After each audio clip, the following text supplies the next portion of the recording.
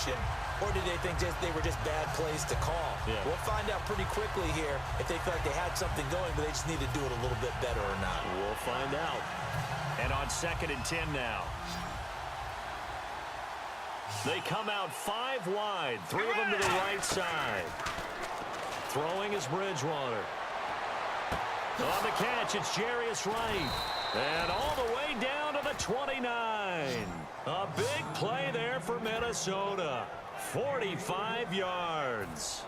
They've been struggling in the passing game. Do you like the aggressiveness there? I mean, it worked on that play, but do you like it? I do, because a lot of the time you're struggling because your passing lanes are clogged. That usually happens when you're throwing the ball underneath. People start to press up on you, push them deep, find some space, and open things up again. Being aggressive there, I think, will pay off for them. 3 yards on the pickup there, and it'll be 2nd down. I do know from experience that when you slow down someone's running game, you're now doing the dictating on defense. And guess what? Now you're getting ready to tee off on their quarterback because they have to throw it all the time. But you still have to be alert for the draws and other plays of that nature to make sure you don't get hurt. Slot man moves right. A play fake to Peterson. Now Bridgewater. And he's going to be intercepted a 3rd time. A great read, and it's picked off. And a big turnover there as his guys will get the football back. Here comes the Buccaneers offense. They get their first reps of the 2nd half. And the interception thrown in the red zone last time. We'll see if they can rebound. I just have to think the last thing he said as they went back out there was, don't do that again. What do you think? What do you think? Yeah, I think that. I think that not only did he say that, but he also told him, let's put it in the end zone that it's supposed to be in, all right? The end zone we're trying to score. I know we're being a little bit facetious here, but the bottom line is take care of the football, and everything else should flow from there. Quick lesson, never ask the play-by-play guy a question. Hey, you're my partner. I know you're right there with me. The tackle goes there to Linval Joseph. Let's give a lot of credit to the offensive line. They've been able to move the ball really well on the ground the entire game, and while that wasn't a huge one, that's okay. They'll take them in short, steady bursts. Winston. And his throw's going to be incomplete. Mike Evans, the one he was looking for. And just like that, it's 3rd down. A pretty good coverage there, and both of these defenses, they've had good coverage throughout this one. No doubt about it, and in today's NFL, where we're used to a bit more scoring, this feels almost like a well-pitched game in baseball on both sides, where the tension continues to build. Who's going to make the big play? 3rd down is the down. Both sides know they absolutely have to win, and the name of the game for the defense is pressure on the quarterback. But pressure on the quarterback with contact, that's how you end up winning it.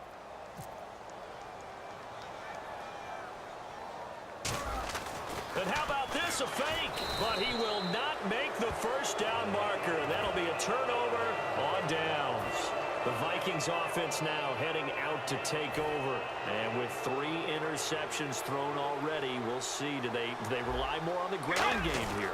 They may have to change things offensively to try and settle things down, not just for the guy throwing the ball, but for the rest of the offensive unit, because his confidence has to be shaken a little bit. And you just wonder, is the backup going to start to warm up a little bit over on the sideline?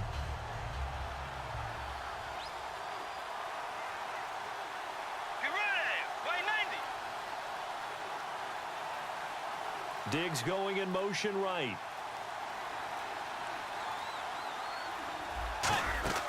Second down, Bridgewater. And right with it here over the middle.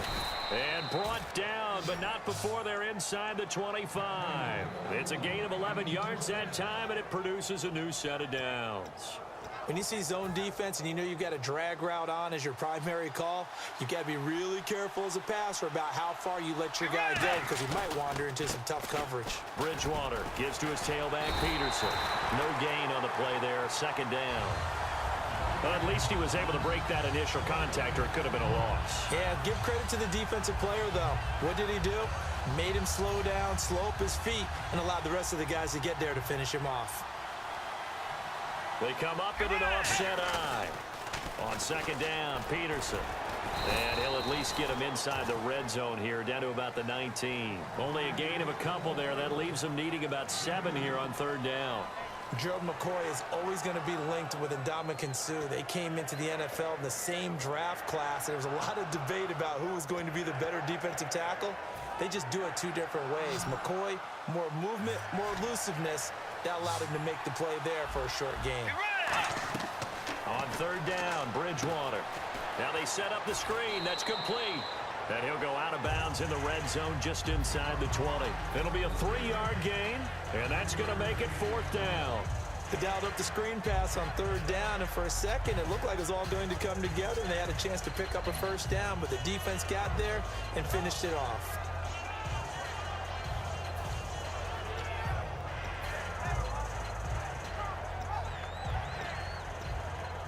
And no field goal try here from the red zone. Offense out there. They'll go for it on fourth. Let's go. Bridgewater to throw for it on fourth. And his pass is intercepted for the fourth time today. Picked off by Quan Alexander. And Tampa Bay trots out there now. And last time they were very fortunate, this offense. They went for it on fourth, turned it over in their own territory, but the other guys held up. They didn't give up any points. So how about the guy with the #1 headset on the sidelines, the head coach? That was planned. There goes Doug Martin. Past the 20. Touchdown, Tampa Bay. Doug Martin taking it in. And the Buccaneers here finding a way to stretch their lead. Well called, well blocked, and then he just made a great play. That was an athlete going a long way. Yeah, how about the suddenness, too, of just getting there and taking off and going? For the defensive guys, plays like that really hurt. Back now in Tampa. It's the Bucs. They've got the football. They also are in front here on the scoreboard as we start the fourth. The kickoff team on the field now as they will send this one away. That'll be taken in the end zone. And the decision to bring it out is going to cost him about 7 yards all told as he's taken down back shy of the 20. And now out comes Minnesota. And they had a nice little drive going last time. Threw the interception in the red zone. Costly. Bad enough to throw it anywhere, but that drives coaches insane when they're thinking about, hey, we've got a shot at points already. We're already in a spot where you're thinking you got 3 on the board for sure, and to come away with nothing, that's a really tough one for them to swallow. Yeah, will they make up for it? And some room to maneuver. Adrian Peterson off to the races. It's a big run for AP. 55 yards. And the NFL's leading rusher from a year ago, Adrian Peterson, he still has gas left in that tank. I think he's got a whole lot of it. Talk about topped off. This guy can flat out play. Who knows how much longer it'll go? But under a heavy rush, and down he goes. Darryl Smith able to drop him for a loss of 4. And now they're in the hurry-up. Man, he got in there so quickly, Charles. What could the offense have done to adjust and account for that? But what you're hoping is that you figure out and you see and get a clue that maybe there's going to be some pressure coming at you, and you change the blocking schemes. Maybe you go to max protection. The biggest one is maybe you bring your running back in to try and keep you clean. But in that case, that didn't happen. 0 accountability, and a sack resulted. And they've got an extra defensive back out there now on 3rd and 13. Bridgewater fakes the give to Peterson. And now here is another interception. Picked off by Levante David. Well, you're trailing. It's the 4th quarter, and you've got to throw the football. But the defense knows this, too. So they're just going to sit back, bring in an extra defensive back or two, the old nickel or dime strategy, Brandon, and wait for you to put that bad boy up for grabs. And this one winds up being intercepted. Here's Martin as they begin on the ground. And the cutback to the sideline. It's a big-time run there by Martin. 51 yards. Great run by Martin. We saw it even better when last year 85 yards was the longest run by a running back a year ago. And when you can run it that distance, you get to choose your own nickname. Doug Martin wants a nickname different from the one that people have given him. He can pick his own now. By the way, if you're wondering who had a longer run, Mariota had 87 yards last year on a run. Here's James. And he's into the end zone. Touchdown, Buccaneers. A great play there. Taking it in from 7 yards away. And the interception by the Bucs D leads to a touchdown. Aguayo on for the PAT.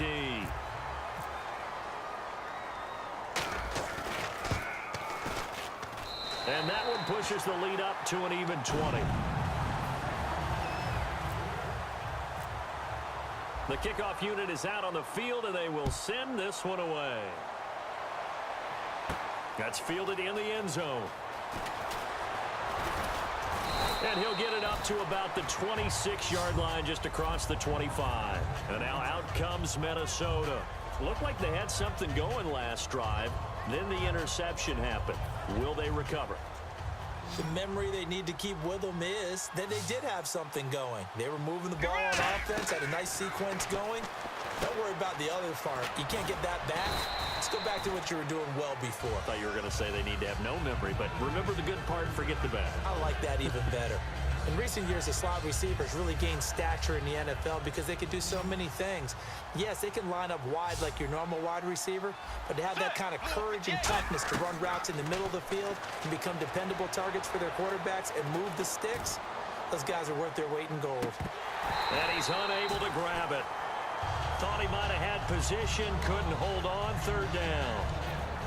One thing I know from experience is that when the deep ball is thrown and you're the defender, you've got to fight that little bit of panic that emerges. You've got to play the ball really well. It's a 50-50 jump ball play. And guess what? They took a shot. How are you going to win it? And in this case, they managed to get it done. Johnson was the intended receiver, and that'll bring up fourth down. Really good, smart play by the defense, understanding third and short, guarding the first down sticks, and being able to make a play on the football and bat it down.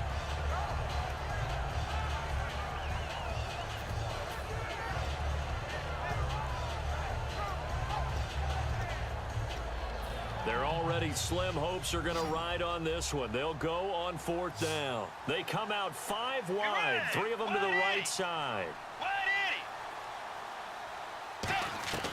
Desperation time, fourth down, Bridgewater. And Rudolph has it left side.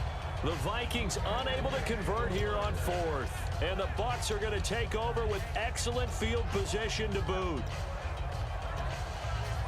And a great spot to start this drive from here.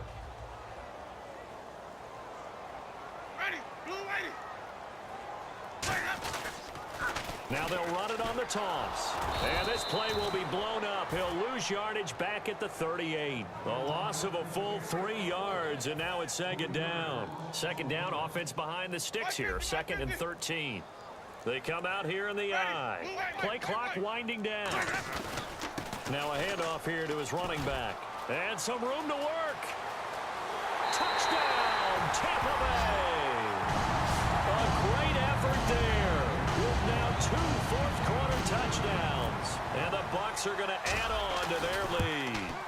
And he certainly played a pivotal role with those 2 TDs and why they're up on the scoreboard right now. Well, someone's all about winning, aren't they? Because he's not worried about the number. Sure, it's great to have 2 touchdowns.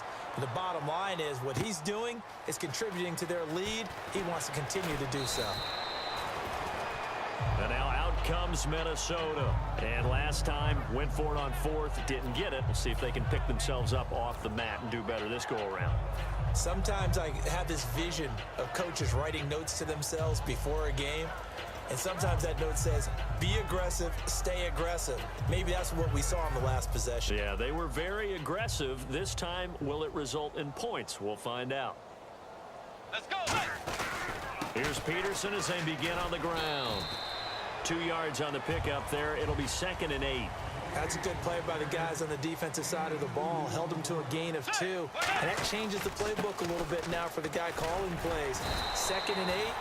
Now he's got to probably think about going to the air instead of maybe staying with the ground game. William Golston in on the stop. Looking to speed things up here, going with some tempo. 3rd down, it's Adrian Peterson. And Peterson, what happened? He lost the football. And they'll start with great field position at the 41-yard line.